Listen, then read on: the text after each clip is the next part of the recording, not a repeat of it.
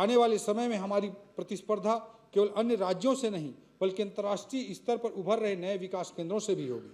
तो अगर हमें अपने आप को भविष्य में प्रासंगिक बनाए रखना है तो चाहे सड़क हो, रेल हो, पेयजल हो, दूरसंचार हो या हवाई अड्डे हों, इन सभी क्षेत्रों में लंबी अवधि तक नियोजन के साथ निवेश की आवश्यकता पड़ेगी। सभापति महोदय, इन सभी परिकल्पनाओं को फलीभूत करने के लिए आवश्यक है कि हम भविष्य के हिसाब से अधोसंरचना के लिए गैप एनालिसिस करें, राष्ट्रीय व अंतर्राष्ट्रीय वित्तीय संस्थानों के साथ साझा कार्यक्रम की संभावनाओं को तलाशें तो चल रही परियोजनाओं का माइलस्टोन तैयार कर समयावधि में पूर्ण करने हेतु आवश्यक कदम उठाएं। सभापति महोदय, 5वां मिशन है मुख्यमंत्री स्टार्टअप एवं निपुण मिशन। सभापति महोदय, इस मिशन के माध्यम से हमारे उन प्रयासों और संकल्पों को हम साकार करेंगे जिसके माध्यम से हम छत्तीसगढ़ के युवाओं को जॉब सीकर से जॉब क्रिएटर बनने के लिए उत्साहित करेंगे, उनको आवश्यक सहयोग प्रदान करेंगे और उनके सपनों को पंख देंगे। आज का समय दुनिया भर में उत्पन्न हो रहे नए अवसरों और संभावनाओं को तलाश कर अपने करियर को उस अनुरूप ढालने का है। किसी ने कहा है, अपनी बातों को तोलना होगा, यानी सूरज को बोलना होगा, धूप कमरे में यूं ना आएगी, उठ के दरवाजा तो खोलना होगा। धूप कमरे में यूं नहीं आएगी, धूप कमरे में यूं ना आएगी, उठ के दरवाजा तो खोलना होगा। मुख्यमंत्री स्टार्टअप एवं निपुण मिशन के माध्यम से हम उन युवा उद्यमियों का हाथ थामना चाहते हैं जिनके पास नई सोच, नई अवधारणाएं और अभिनव उद्यमी विचार तो हैं, किंतु संसाधनों और पहुंच के अभाव में वे संघर्ष कर रहे हैं। ऐसे युवाओं को तकनीकी, आर्थिक और संस्थागत सहयोग प्रदान कर हैंड होल्डिंग की जाएगी ताकि उनके विचार कॉन्सेप्ट से लेकर मार्केटेबल प्रोडक्ट तक की यात्रा सफलतापूर्वक पूरी कर सकें। सभापति महोदय, वर्तमान में एआई के दौर में तथा वैश्विक तथा राष्ट्रीय स्तर की अर्थव्यवस्था के बदलते स्वरूप की सच्चाई है कि उद्योग एवं सेवा क्षेत्र दोनों में नवीन कौशल एवं दक्षता की आवश्यकता है। यह कौशल किसी क्लासरूम या कॉलेज की 4 दीवारी मात्र से प्राप्त नहीं की जा सकती, अपितु इसके लिए उद्योग जगत के साथ मिलकर अप्रेंटिसशिप एवं प्रशिक्षण की व्यवस्था की आवश्यकता है। इसके साथ यह भी जरूरी है कि हम अपने राज्य की वर्कफोर्स का उन्नयन कर रोजगार के लिए तैयार करें, जिससे उन्हें उद्योग जगत की नई संभावनाओं से जोड़ा जा सके।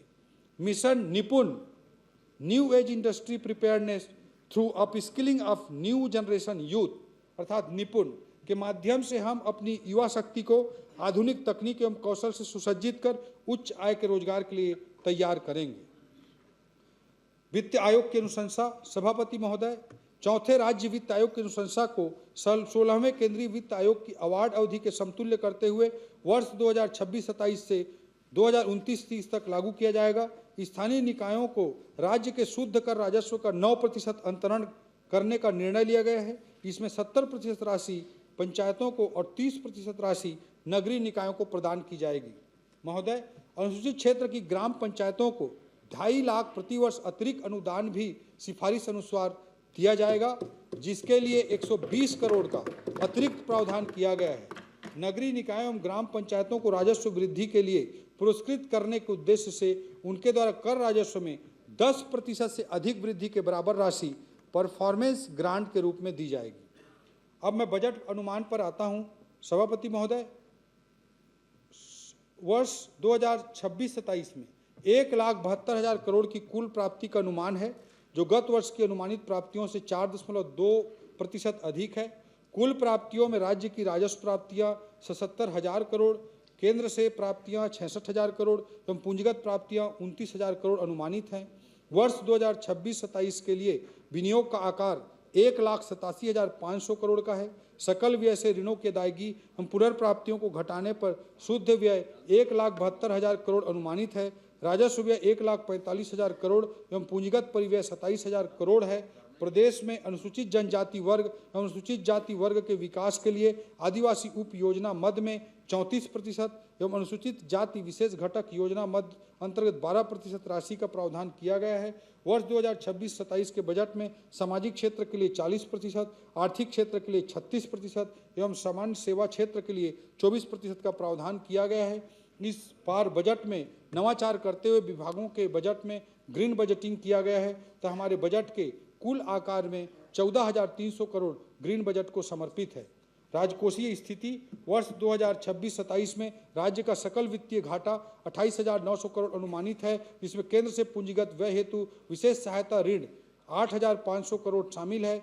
राज्य का शुद्ध वित्तीय घाटा 20,400 करोड़ होगा, जो राज्य के सकल घरेलू उत्पाद का 2.87% है, जो FRBM सीमा के पूर्णतः अंदर है। राज्य की कुल राजस्व प्राप्तियां 1,43,000 करोड़ एवं कुल राजस्व व्यय 1,45,000 करोड़ अनुमानित है। अतः वर्ष 2026-27 में कुल 2,000 करोड़ का राजस्व घाटा रेवेन्यू डेफिसिट अनुमानित है। कर प्रस्ताव सभापति महोदय, महिलाओं के आर्थिक एवं सामाजिक सशक्तिकरण हेतु सरकार द्वारा किए जा रहे प्रयासों में निरंतरता रखते हुए एवं हमारे संकल्प पत्र के अनुरूप आगामी वर्ष से महिलाओं के नाम से अचल संपत्ति क्रय पर भारित पंजीयन शुल्क में आधी अर्थात 50% की छूट दिया जाना प्रस्तावित है। सभापति महोदय, सुशासन की परिभाषा क्या हो सकती है? सभापति महोदय, सुशासन की परिभाषा क्या हो सकती है?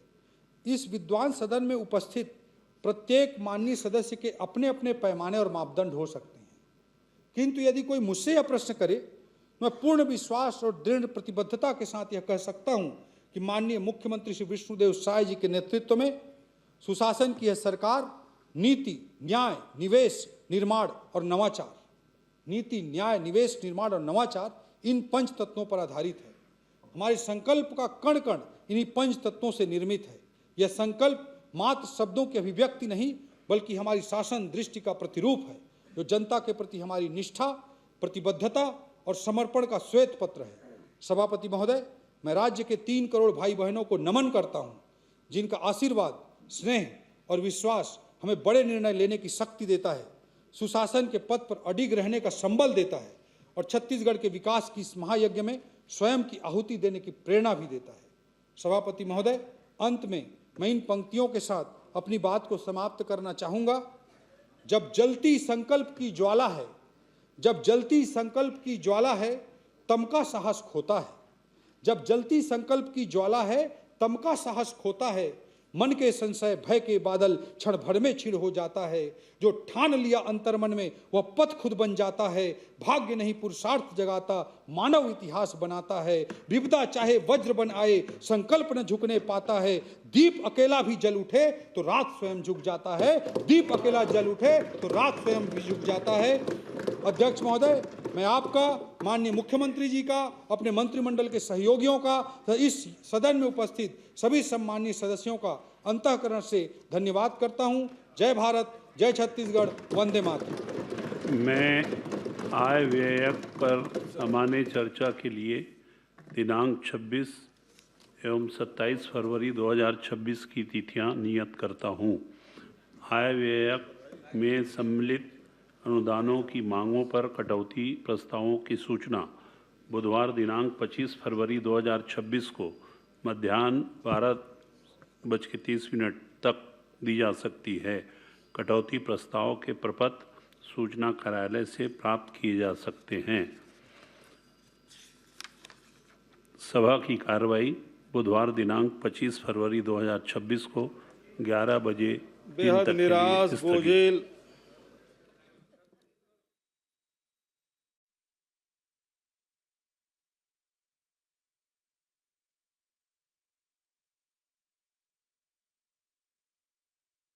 आपके मोबाइल पर तुरंत आएगी ब्रेकिंग न्यूज। स्क्रीन पर सबसे पहले दिखेगी बड़ी खबर। देश दुनिया की हर खबर एक जगह। अब आपके मोबाइल पर तुरंत फटाफट इंस्टॉल कीजिए न्यूज नेशन ऐप और रखिए खुद को अपडेट।